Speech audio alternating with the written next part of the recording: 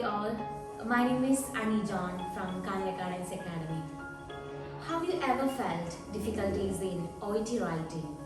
Here we are fostering your writing skills in an effective strategies. As you know that OET will give you 45 minutes for your writing. For the initial 5 minutes, you are not supposed to use pen or pencil. In fact, you can make a small short note and to be more focused on the reader.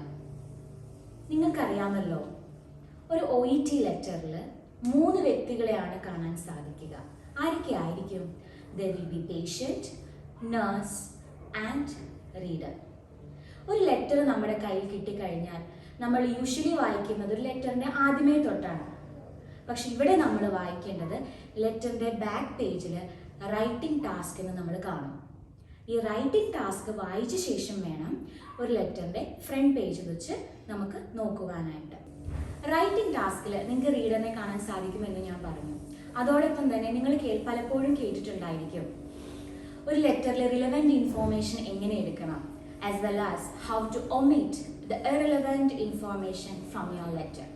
ഇതിനെല്ലാം നിങ്ങളെ സഹായിക്കുന്ന മുഖ്യമായ ഘടകം എന്ന് പറയുന്നത് നിങ്ങളുടെ ലെറ്ററിലെ റീഡറാണ്. So let's we discuss about who is reader, to whom you write this letter. അതാണ് നിങ്ങളുടെ റീഡർ. അതായത് ഒരു പേഷ്യൻറ്റിനെ ഒരു നേഴ്സ് ആർക്കാണോ റെഫർ ചെയ്യുന്നത് അതാണ് റീഡർ. 99.9% ഓഫ് ഇൻഫോർമേഷൻ നിങ്ങളുടെ ലെറ്ററിൽ ഡിപ്പെൻസ് ചെയ്യുന്നത് നിങ്ങളുടെ റീഡറിനെ ബേസ് ചെയ്തായിരിക്കും. ഞാൻ നേരത്തെ പറഞ്ഞു റീഡറിനെ നിങ്ങൾക്ക് കാണാൻ സാധിക്കുന്നത് റൈറ്റിംഗ് ടാസ്കിലാണെന്ന് പറഞ്ഞു. ഇനി ഈ റീഡറിനെ നമുക്കൊരു 3 വിധത്തിൽ ഡിവൈഡ് ചെയ്യാം. നിങ്ങൾക്ക് മനസ്സിലാവുന്നുണ്ടല്ലോ അല്ലേ ഞാൻ പറയുന്നത്? അപ്പം ആരൊക്കെ ആയിരിക്കും 3 വിധത്തിൽ ഡിവൈഡ് ചെയ്യുന്നത്? Medical profession, semi medical and non medical profession. Medical profession ഉള്ളവർ ആരൊക്കെ ആയിരിക്കും? ഒബ്വിയസ്ലി ആരൊക്കെ ആയിരിക്കും? Nurse and doctor. ഈ മെഡിക്കൽ പ്രൊഫഷൻ ഉള്ളവർക്ക് നമുക്ക് എന്ത് യൂസ് ചെയ്യാം? മെഡിക്കൽ ടെർമിനോളജി യൂസ് ചെയ്യാം. ഫോർ എക്സാമ്പിൾ CABG, അല്ലെങ്കിൽ പേഷ്യൻറ്റിന് ആൻജിയോപ്ലാസ്റ്റി ചെയ്തു, അല്ലെങ്കിൽ അപ്പൻഡിസൈറ്റിസിൻ്റെ ഓപ്പറേഷൻ ചെയ്തു. ഇതൊക്കെ നമുക്കൊരു മെഡിക്കൽ ടെർമിനോളജിയാണ്. ഈ നേഴ്സിനായാലും ഡോക്ടേഴ്സിനായാലും നമുക്ക് യൂസ് ചെയ്യാൻ പറ്റും അല്ലേ?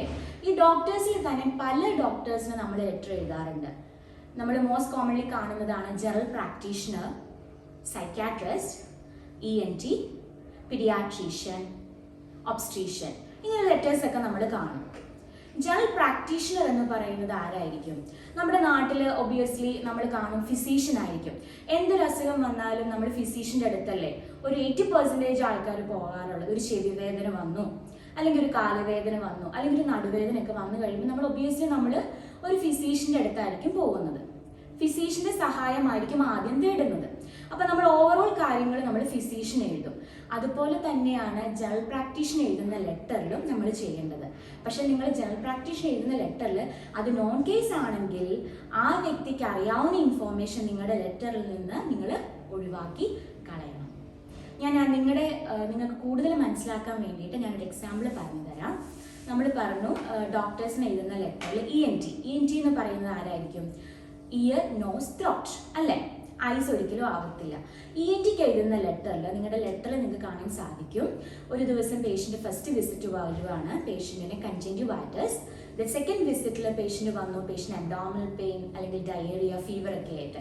ഫോളോയിങ് ഡേയ്സ് പേഷ്യൻ്റ് പറയുകയാണ് പേഷ്യൻറ്റിന് ത്രോട്ട് പെയിൻ ഉണ്ട്, ദെൻ ഇയറേക്ക് ഉണ്ട്, റൈനൈറ്റിസ് ഉണ്ടെന്ന്. റൈറ്റിംഗ് ടാസ്കിൽ നിങ്ങൾ കാണുവാണ് write a letter to ENT. ഈ ENTക്ക് എഴുതുന്ന ലെറ്ററിൽ നമ്മൾ എല്ലാ ഇൻഫോർമേഷൻ എഴുതുമോ? ഇല്ല. നമുക്ക് ചില ഇൻഫോർമേഷൻ നമ്മുടെ ലെറ്ററിൽ നിന്ന് നിങ്ങൾക്ക് ഒഴിവാക്കി കളയാൻ സാധിക്കും.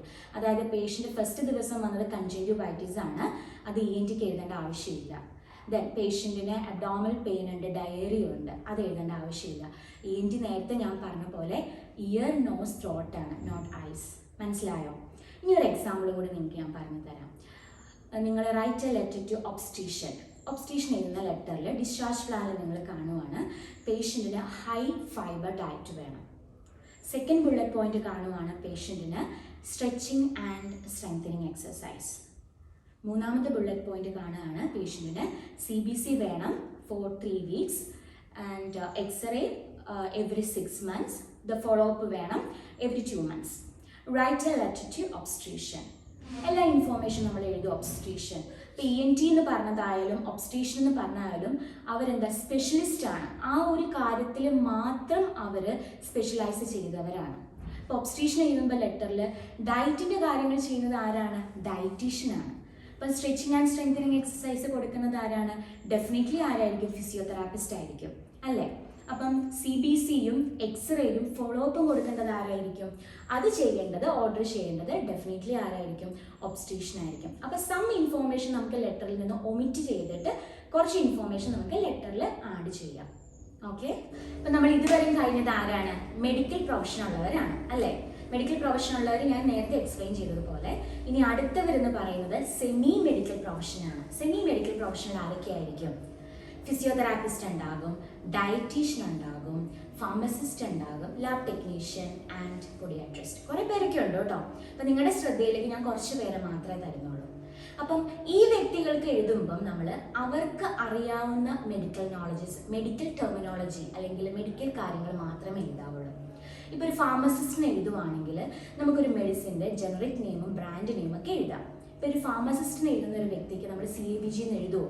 ആ വ്യക്തിക്ക് അറിയത്തില്ല അതെന്താണെന്നുള്ളത്. ഇപ്പോൾ ഫിസിയോതെറാപ്പിസ്റ്റിന് എഴുതുന്ന ലെറ്റർ ആണെങ്കിൽ ആ ഫിസിയോതെറാപ്പിസ്റ്റിന് അവരുടേതായ മെഡിക്കൽ കാര്യങ്ങൾ like for example range of motion exercise, stretching and strengthening exercise, അല്ലെങ്കിൽ പേഷ്യൻറ്റിന് എന്തെങ്കിലും ഫ്രാക്ചറൊക്കെ വന്നു, ഹിപ്പ് ഫ്രാക്ചർ അല്ലെങ്കിൽ ടിബിയ ഫിബുല ഫ്രാക്ചർ, ഇതൊക്കെ നമുക്ക് ആർക്ക് എഴുതാം? ഫിസിയോതെറാപ്പിസ്റ്റിന് എഴുതാം.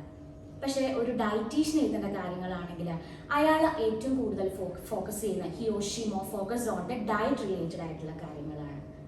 അപ്പം അല്ലെങ്കിൽ പേഷ്യൻറ്റിന് കൊളസ്ട്രോൾ കൂടുതലാണ്, അല്ലെങ്കിൽ പേഷ്യൻറ്റ് ഓസ്റ്റിയോ ആർത്രൈറ്റിസ് ഉണ്ട്, അല്ലെങ്കിൽ പേഷ്യൻറ്റിന് ഹൈപ്പർ ടെൻഷൻ ഉണ്ട്, ഡയബറ്റിസ് മെലിറ്റസ് ഉണ്ട്.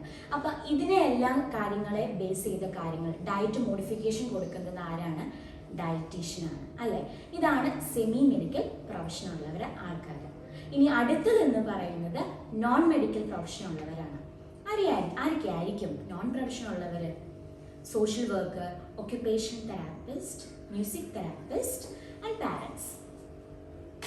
ഞാൻ ലാസ്റ്റ് പറഞ്ഞതുപോലെ പാരൻസിൻ്റെ ലെറ്റർ അത് നമ്മുടെ നഴ്സുമാർക്ക് ഇപ്പം ഇല്ല, നേരത്തെ ഉണ്ടായിരുന്നു. വേറെ പ്രൊഫഷൻ ഉള്ളവർക്കാണ്. ഫോർ എക്സാമ്പിൾ പറയുകയാണെങ്കിൽ പാരൻസിന് എഴുതുന്ന ലെറ്റർ എന്ന് പറഞ്ഞാൽ ഇൻഫോർമേറ്റീവ് ലെറ്ററാണ്. അവർക്ക് നമ്മൾ റെഫറൻസ് ഒരിക്കലും ചെയ്യത്തില്ല. ഒരു അമ്മേനെ കുഞ്ഞിനെ ആർക്കെങ്കിലും റെഫർ ചെയ്യുമോ? ഇല്ലല്ലോ. അതുപോലെ ഒരു ഹസ്ബൻഡിനെ വൈഫിനെ നമ്മൾ റെഫർ ചെയ്യുമോ? ഇല്ല. അപ്പം ആ ഒരു ലെറ്ററിൽ നമ്മൾ റെഫറൻസ് എന്ന് പറയുന്ന ആ ഒരു എടുത്ത് മാറ്റിയിട്ട് നമ്മൾ അവരുടെ സബ്ജക്റ്റാണ് എഴുതുന്നത്. പിന്നെ ഇൻട്രൊഡക്ഷൻ എഴുതുന്ന പോലെ I am writing to refer അല്ലെങ്കിൽ ദിസ് ഈസ് ടു റെഫർ എഴുതത്തില്ല. അവർക്ക് എഴുതുന്ന ഇൻട്രൊഡക്ഷൻ വേറെയാണ്. That is informative letter. അത് നമ്മുടെ നഴ്സുമാർക്കില്ല. പക്ഷേ നോൺ മെഡിക്കൽ പ്രൊഫഷണൽ വേറെ ആരൊക്കെയാണ്? സോഷ്യൽ വർക്കർ ഉണ്ട്, ഒക്യുപേഷണൽ തെറാപ്പിസ്റ്റ് ഉണ്ട്, then what else? Music therapist. ഈ കഴിഞ്ഞ വർഷം നമുക്ക് കണ്ടിരുന്നു മ്യൂസിക് തെറാപ്പിസ്റ്റിന്റെ ലെറ്റർ. അപ്പോൾ ഇവർക്കൊന്നും നമ്മൾ എന്ത് യൂസ് ചെയ്യത്തില്ല? We are not use medical terminology. Medical terminology use ചെയ്യാനേ പാടില്ല. ബിക്കോസ് അവർ ആ ഒരു ഇത് റിലേറ്റഡ് ആയിട്ടുള്ള ആൾക്കാരല്ല. ഇപ്പോൾ സോഷ്യൽ വർക്കറിൻ്റെ എഴുതുന്ന ലെറ്ററിലാണെങ്കിൽ സോഷ്യൽ വർക്കർ ആരാണ്? സോഷ്യൽ ഇഷ്യൂസ് ഡീൽ ചെയ്യുന്ന ആളാണ്. ഒക്യുപേഷണൽ തെറാപ്പിസ്റ്റ് ആയാലും ആ ഒരു ആളുടെ റോൾ ചെയ്യുന്ന ആളാണ്. അപ്പോൾ നമ്മൾ കൂടുതൽ മെഡിക്കൽ ടെർമിനോളജി യൂസ് ചെയ്യുന്നില്ല. അപ്പോൾ ഈ 3 കാര്യങ്ങൾ നിങ്ങളുടെ റൈറ്റിംഗ് ടാസ്കിൽ നിങ്ങളുടെ റീഡറിനെ ബേസ് ചെയ്താണ് ഇരിക്കുന്നത്. റൈറ്റിംഗ് ടാസ്കിൽ നിങ്ങൾക്ക് 5 മിനിറ്റ് സമയം തരുമ്പോൾ റീഡറിനെ മാത്രമല്ല നിങ്ങൾ ഫോക്കസ് ചെയ്യേണ്ടത്, വേറെ കുറച്ച് കാര്യങ്ങൾ കൂടി you have to be highlight prior to write the letter. ഒരു കാര്യം മാത്രമാണ് ഞാൻ നിങ്ങളുടെ ഇടയിൽ ഇപ്പോൾ പറഞ്ഞത്, റൈറ്റിംഗ് ടാസ്കിലെ റീഡർ. ഇനി നിങ്ങൾക്ക് കൂടുതൽ കാര്യങ്ങൾ ഞങ്ങൾ അടുത്ത വീഡിയോയിൽ റീഡറിനെ മാത്രമല്ല what are the other things you have to be highlighted, അത് അടുത്ത വീഡിയോയിൽ ഞാൻ നിങ്ങൾക്ക് ഇടുന്നതായിരിക്കും.